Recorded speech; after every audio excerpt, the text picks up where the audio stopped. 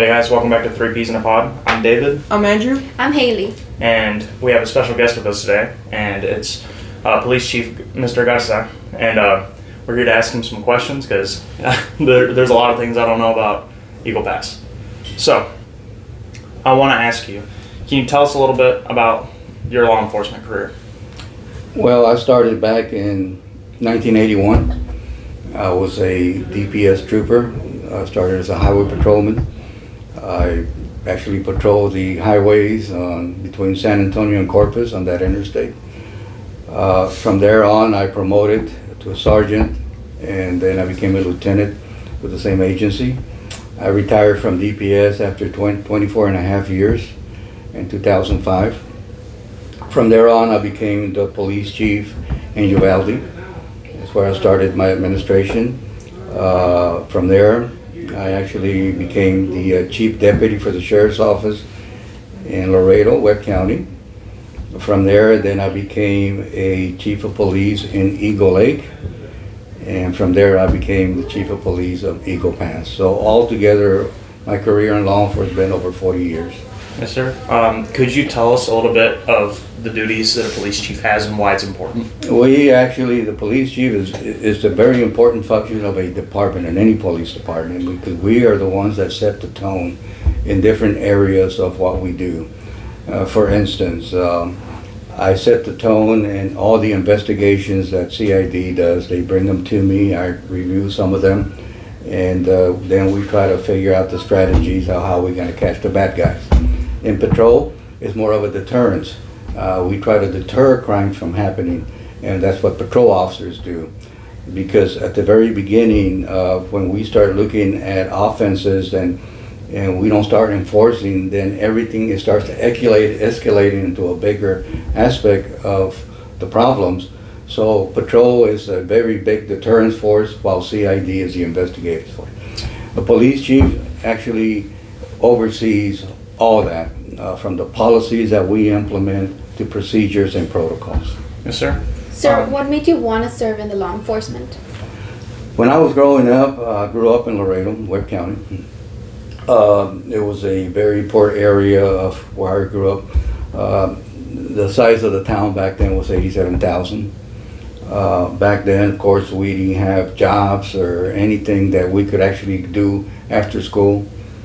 So I started looking at areas of what kind of work I would like to do. I actually wasn't picking. Whatever was available, we would work. Until I went into the military back in the Vietnam era. I started finding more about, police. We would look at the shore patrol and the military police.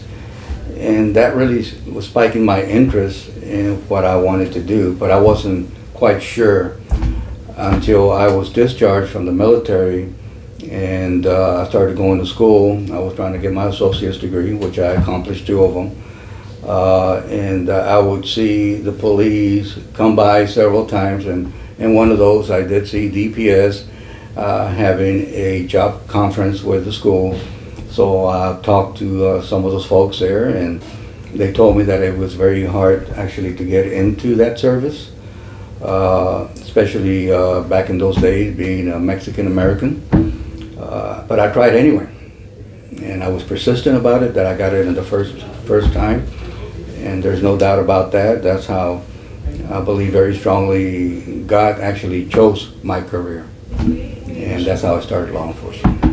What do you think are the biggest needs in our city regarding law enforcement? Involvement, citizen involvement. Sometimes we believe that the police department is going to do everything for us.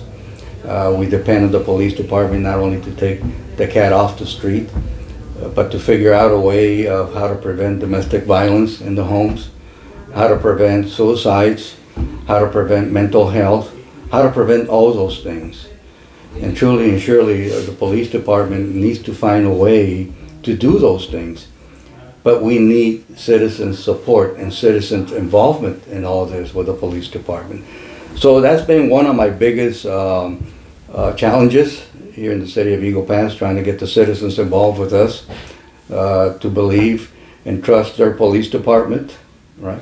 and at the same time help us also in solving some of the crimes that are happening. Because we don't have a crystal ball to be able to look at things and say, this is how we're going to do it.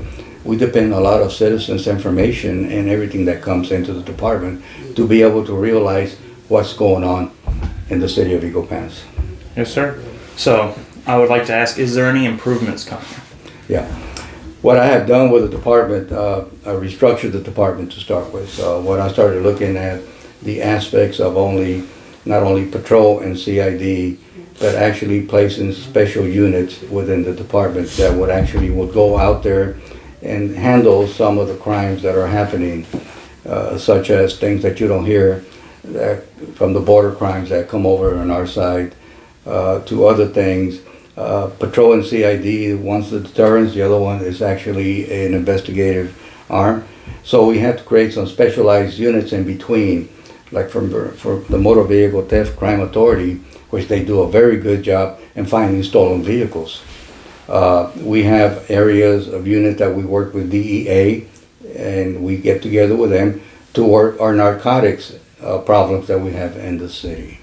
And of course, when we have our burglaries that are happening throughout there, we use overtime in other aspects of the department to actually provide new officers to be working those areas to be able to prevent the crime in Eagle Pass. So those are the changes that we've done. Apart from giving opportunity to the department to promote, I created an area of 3 captains. So the lieutenants would move up, then the sergeants will move up to lieutenants, and then the patrol officers would move up. So that's the structure that I'm trying to create within the department, the opportunity that is needed there so that we can have a better officer retention and keep our officers that we have. You give them a more or less a career path of what they can be looking at in 10 years from now, and that's what I want to create with the department, and we're going in that direction. Yes, sir. So, speaking on levels of crime, how would you describe the current situation in the city? We see Eagle Pass compared to other cities as we do have control on crime.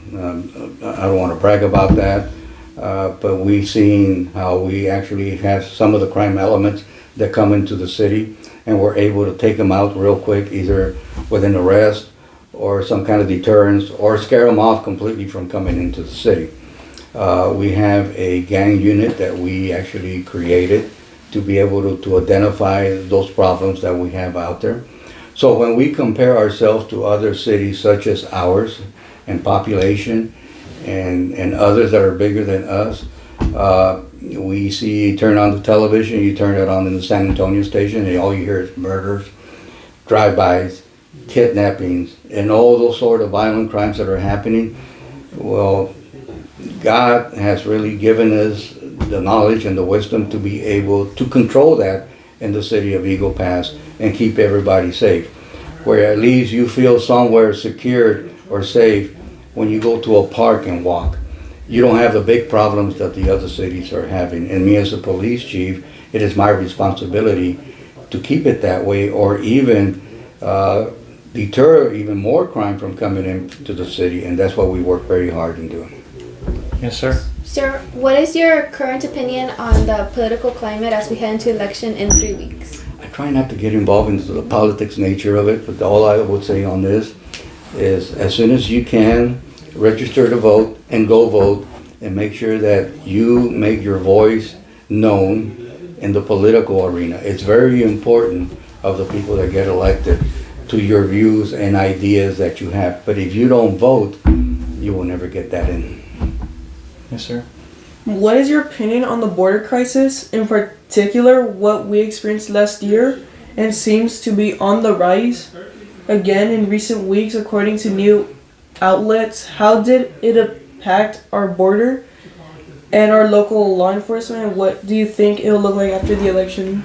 When last year happened, and really and truly, I started seeing so many people come in to the point that we saw our Shelby Park being taken over, and we had all those people that are crossing. We would see them in the community, left and right. It was a big problem, and it still is. And I'm surely going to report this to you. We're going to suffer the consequences of those things. We don't know what people are crossing over. Now, we do invite, like anything, we are actually, a country of immigrants, and we do invite folks to come in and work and do it the right way and be able to get legalized to become U.S. citizens the right way. But crossing the river is not the right way. What concerns me the most is those people that didn't want to get caught and went around us and are actually have different ideas of what work is in this country and want to exploit the country and its safety and services and everything that they do. They're bad people. They should have never been allowed to cross over. They should have been vetted correctly. But of course that didn't happen. So I hate to say this, hopefully that I am wrong, that there won't be no consequences, but the chances are that there is. How is the relationship between the local police and border patrol, and is there a relationship? At the bottom levels of the patrols and the border patrol here in this area, in fact, we get together every month, and we all have a meeting, and we discuss their raw information among us of what we're seeing and what we're looking at. Between DPS, the police department, the sheriff's office, and border patrol, we do have a good relationship with the officers and the chiefs here. I think the question that you might be asking, the relationship with further up in Washington, is a different story. We'd be hoping that some of those folks would come and visit the area so they could see for themselves what was going on. And I'm not going to mention name, Democrat or Republican, either way, but they all carry a big responsibility in keeping us safe and providing the right tools and monies and all those things to do that. Operation Lone Star has really helped us tremendously in the city with the police department. That had brought us money that we can actually employ services and employ personnel and expand bigger the department when it comes to immigration issues. So would you say that camaraderie is helpful? Yes, definitely, because if we didn't have that information that we share with each other, then of course we all would be in the dark. What the police department is doing and what we're seeing in the city and what DPS is seeing in the highways and what Border Patrol is seeing in the border and what the sheriff is seeing out in the county. If we don't bring it together, we're hurting ourselves. So we don't allow that to happen. Our relationship in the community is great. That's why you see a lot of law enforcement in the community. That's why you see a lot of law enforcement support and response to some of the areas in need. So it's a good relationship that we have. Yes, sir. A few years ago, there was a very negative view nationwide about law enforcement. What would you tell the public to highlight the importance of the service police officers provide and the risk they have to endure? When you have people out there that want to defund the police department, just think about that. What a future would be for a defunded police department, where we won't have a way to respond to your calls and your need in a favorable way to you because we're lacking personnel, or we're lacking vehicles, or we're lacking money. That idea of defunding the police department cannot be good. It's un-American to start with.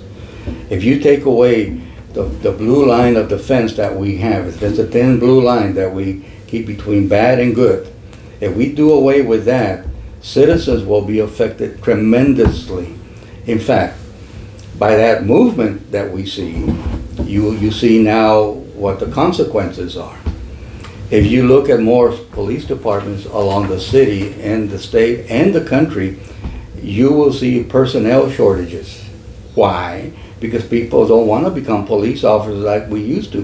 When I went to school and your age, and they would come in there and ask how many of y'all want to be a police officer, most of us would raise our hands. But if we go there now, no, they want to be lawyers and doctors and more of a profession. But we are a profession. Without us, your streets are not safe. Without us, your businesses will not prosper. Without us, citizens will feel unsafe. So you all need to take that into measure when there's other factions out there that are trying to pollute your minds, especially when you're young that way, that you don't need the police department in your cities, in your state, and in your country. So I appreciate that because I see law enforcement as the backbone of society. Without it, we would we wouldn't be in a good spot, you know. So I want to ask, what would, if you were in a conversation with someone that wanted to defund the police, how would you go about not correcting them, but informing them on the police department? A lot of folks, they have it in their mind already. And sometimes it's very hard to change those minds. But what you got to work on is changing those hearts of how they feel, right? And to me, that is a hard function. So when somebody comes out there and is in that platform, I'll tell them the same thing. Who is going to provide your defense? Who is going to provide your security when you have them in need? Who are you going to call? And I want them to respond to me. Are they going to call the neighbors? Are they going to create a private police that really and truly, what protocols, what laws, what do they follow? Who are they going to call is what I would ask them. Is your needs going to get met? You answer that question for yourself. Yes, sir. Thank you for coming on this podcast. We're not quite done yet. We still have a couple of questions, but I just want to say thank you from the bottom of my heart. You are a very good police chief, and I'm just saying, I've met you, I believe, twice now, including this interview, and I want to say you have very, very good and impartial opinions, and I don't know. My idea is this. My idea, everyone, including from the young ones to the 16-year-olds, 17, 18s, is to be able to provide and convince the younger generation, of the importance of policing and how it works, right? And I would invite you guys, I will take you to a tour through the police department so you could see the different aspects of how the police department works. I would like to have an open house with you guys so that you all can understand it better, how it operates, the meetings that we have, what we discuss, the upcoming trends in policing, the existing trends of policing, all those things we discuss, and we create what we call like a 5-year plan. We think ahead, not just go day by day. We think ahead for those trends that are coming and affecting the city of Eagle Pass. I will tell you this is a thriving city, it's a prosperous city, but it all depends how safe we keep it. If we don't keep it safe, those two things that I just mentioned will be hindered. And that would affect you guys, especially the younger generation, looking for a job, looking for something if you plan to stay in Eagle Pass. What is the future of yourself in Eagle Pass? Sure. So recently there is a campaign by the police department to get the dogs chipped, right? Mm-hmm. Any future events or things Yes. the police department's doing? We actually purchased 500 of those chips. We did an event last month. And the last thing that we want to do is get 500 folks all at one time with their animals, or 2 or 3 of them at the same time. Can you imagine what could happen in that scenario, right? The dogs will be fighting, people will try to be restraining them. So we're doing it at a more or less gradual level where we actually are doing it every month until we get rid of those 500 chips. To be able to put 500 chips in every dog in the city of Eagle Pass, so that way we could have a better prosperous program. We did one the week before last, and we still continue to do that every month. So we're inviting the public, those that are hearing us, keep an eye for our PSAs, public service announcement, of where we're going to be having those events. So I have 2 questions. So one, is it free of charge or does it have a cost? And 2, if it does, why should I go take my pets? Well, there's 2 things. It's free of cost. It ain't going to cost you a penny. But the problem that we've been seeing in the city is this. So if your dog, or even cat, but this is basically for dogs for right now, if you plan to take it to a cheaper area of medicine for your animal and you go to Piedras Negras, the CDC have made a requirement that in order to be able to cross the animal back into your city, it has to have a chip. And that's the chip that we're putting in there. As I understand right now, the bridges and the CBP are not enforcing it, but there will be a time that it will happen. So I'm trying to get ahead of that time. because or else I'm gonna see those animals out in the streets because it's so expensive to take them to a veterinarian that a lot of folks don't have it to do it in this country, so they rather take it to Mexico. So I want to give it a fair game to everyone because I'm an animal lover myself. I have 2 cats and 3 or 4 roaming on the outside that are all spayed and neutered. So I believe in the existence of those animals too. I love them. I am their best friend here in Eagle Pass. I try to protect them. So we created this program. This is only one of many that we have in mind. We also have an adoption program that we want to actually put in full force where people can come in and actually adopt those animals. But for that, I need an animal shelter. And that's what I've been working on the city to create an animal shelter so that we can get these programs in place. Yes, sir. So you've already told us the benefits, and I think it's pretty great. So how would you go about encouraging it? More than anything, if you love your animal, put a tracker, and that's what that chip is. If it ever gets lost, we have information. If somebody finds them and wants to return them back to order and they call us, all we got to go to is take a measurement of that chip, and we will find you and give you that animal back. But also the benefits of that is expense, and what you want to do is either go to Mexico, which you have that privilege, or you do it here in this country. I want to give you both. That's what we want to do. All right. So thank you so much for joining us on 3 Peas in a Pod. It was a pleasure. But let me talk a little bit more. Yes, sir. No, go ahead. Let me close Absolutely. it. Open mic. Don't forget, Red Ribbon Week starts on the 23rd of this month. In fact, I wanted to do it with you guys over here first. And understand what Red Ribbon Week means.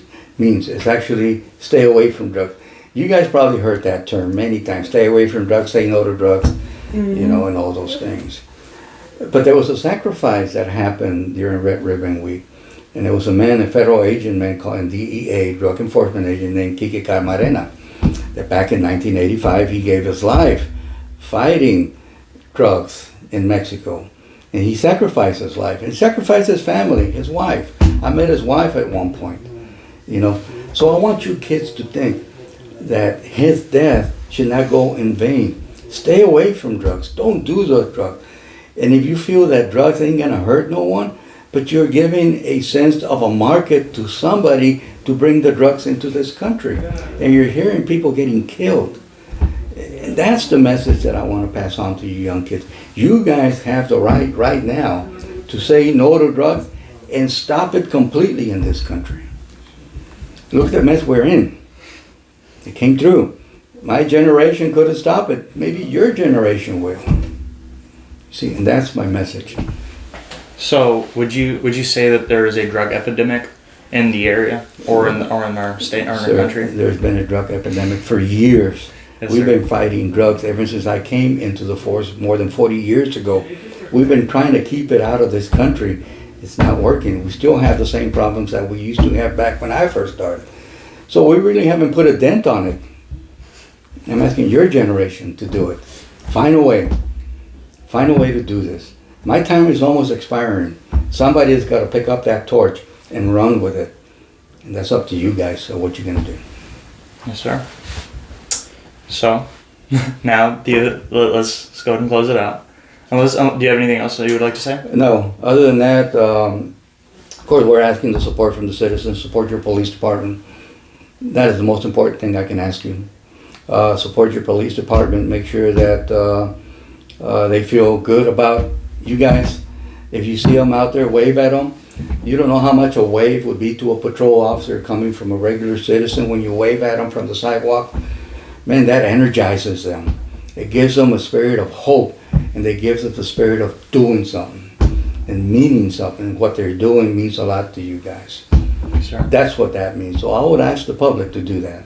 If you see our police officer, you see our first responders, wave at them, let them know that they're doing a good job, give them some kind of incentive so that we can do a better job of protecting you guys. Yes, sir. So thank you for tuning in to 3 Peas in a Pod. We had an awesome guest, and like he said, let's say thank you and pray for our beloved law enforcement, and bye. Bye, guys. Bye, guys.